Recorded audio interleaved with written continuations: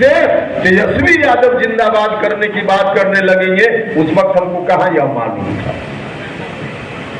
नहीं मालूम था, कहीं से हम लोग सपना में भी नहीं सोचे थे। लेकिन बाद में चलकर नीतीश जी ने कहा पार्टी के अंदर कि अब तो लालटेन छाप जिंदाबाद करना पड़ेगा, तेजस्वी यादव जिंदाबाद करना पड़ेगा। तब हमने कहा नीतीश जी से कि नीतीश जी आपको मंजूर है, आप लालटेन लेकर माथा पर घूमिए, उपेंद्र कुशवाहा अब इस स्थिति में आपका साथ नहीं चले। हम आपका जिंदाबाद कर सकते हैं, हम लालटेन छाप जिंदाबाद नहीं कर सकते।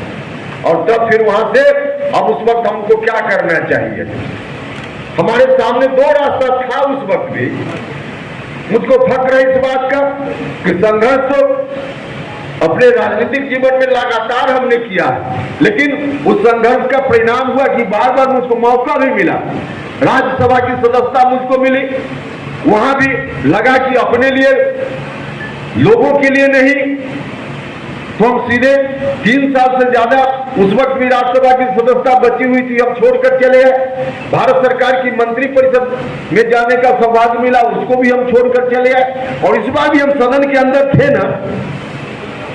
लोग साधारण तौर पे राजनीति करते हैं, उनके मन में एक ही आकांक्षा रहती है किसी तरह से सदन में हम पहुंच जाए, ठंडा घर में पहुंचने के लिए लोग राजनीति करते हैं। और उपेंद्र कुशवाहा को एक बार नहीं अनेक बार ठंडा घर में पहुंचने का मौका आपके आशीर्वाद से मिला। अनेक बार हम गए, लेकिन गए ठंडा घर में मैंने महसूस किया जब जब गए कि वह आपके लिए नहीं, बिहार के लोगों के लिए नहीं है, मेरे सुख सुविधा के लिए सब कुछ है। तब जब जब हमने महसूस किया, हमने लात मारने में एक क्षण भी देर नहीं। हम चाहते तो आराम से रह सकते थे। जो लोग सवाल करते हैं उनसे कहिएगा कि भाई क्या दिक्कत थी उपेंद्र कुशवाहा को, हम तो अभी भी थे सदन में, हम चाहते तो आराम से। समता पार्टी का निर्माण हो गया, तो समता पार्टी की जब नींव पड़ने वाली थी, जॉर्ज फर्नांडिस साहब देश के नेता होते थे उस समय, उनके नेतृत्व में उस समय लालू यादव जी की पार्टी से कुछ लोग अलग हुए और नीतीश कुमार जी के नेतृत्व में बिहार में और देश भर में जॉर्ज फर्नांडिस साहब के नेतृत्व में एक पार्टी बनी। और उसी पार्टी में जिस पार्टी को पहले संघर्ष में ही जाना था, क्योंकि सत्ता से अलग हुए थे, तो सत्ता से अलग होकर संघर्ष में जब समता पार्टी बनाकर हम सब लोग निकले, तो संघर्ष में लगातार चलते रहे। और संघर्ष के दौरान क्या मुद्दा था, नीतीश कुमार जी ने पहला जो प्रेस कॉन्फ्रेंस किया था, उस समय की पार्टी लालू जी से अलग होने के बाद समता पार्टी निर्माण के समय में, उस प्रेस कॉन्फ्रेंस में प्रेस के लोगों के पास पुराना रिकॉर्ड होगा, निकाल कर देख लीजिए। सीधे नीतीश जी ने कहा था कि बिहार से आतंक पाखंड राज को हम समाप्त करने के लिए समता पार्टी बनाने का काम हमने किया। आतंक और पाखंड राज नाम दिया था, संघर्ष चला उस आतंक पाखंड राज को समाप्त करने के लिए। 2005 में जनता ने भरोसा जताया और आतंक पाखंड राज को हटाकर नीतीश कुमार जी सत्ता में आ गए। तो शुरुआती जब 2005 के चुनाव के पहले समता पार्टी के गठन के समय जो लक्ष्य निर्धारित हुआ, जो नारा दिया गया आतंक पाखंड राज को समाप्त करना, 2010 में भी चुनाव हुआ, उसी लालू जी के खिलाफ अभियान चलाकर फिर से सरकार बनी। अब 2015 में अब मेरे ऊपर आरोप लगता है कि बदल जाते हैं। अब नीतीश कुमार जी को जीत समता पार्टी का निर्माण हो गया। तो समता पार्टी की जब नींव पड़ने वाली थी, जॉर्ज फर्नांडिस साहब देश के नेता होते थे उस समय, उनके नेतृत्व में उस समय लालू यादव जी की पार्टी से कुछ लोग अलग हुए और नीतीश कुमार जी के नेतृत्व में बिहार में और देश भर में जॉर्ज फर्नांडिस साहब के नेतृत्व में एक पार्टी बनी।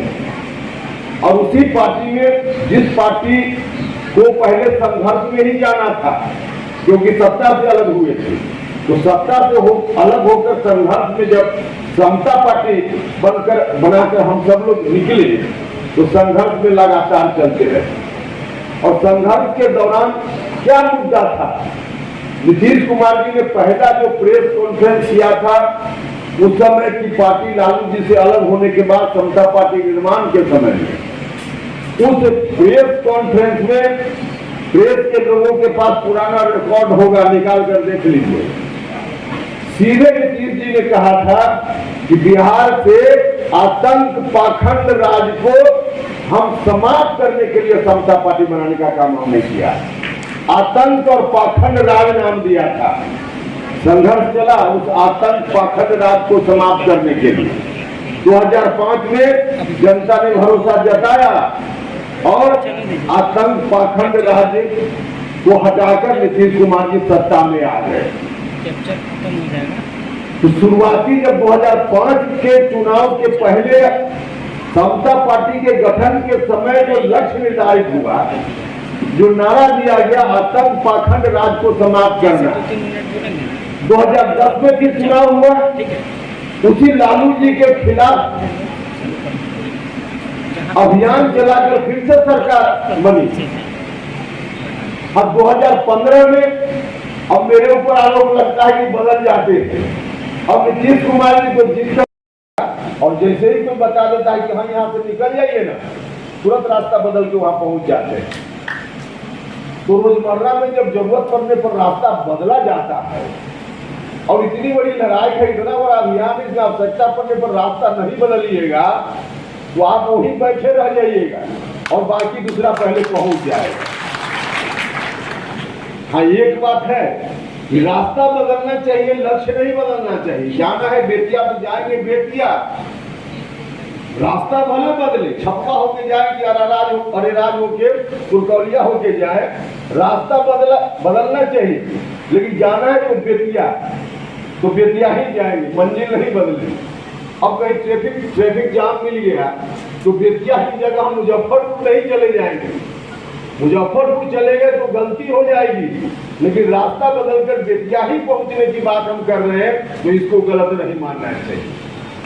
और उपेंद्र कुशवाहा ने जब रास्ता बदला है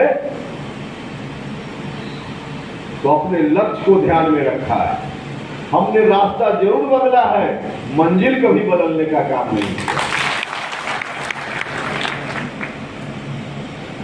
देखिए, हम और नीतीश कुमार लालू जी से जब अलग होकर समता पार्टी बनी तो उस वक्त 1994-95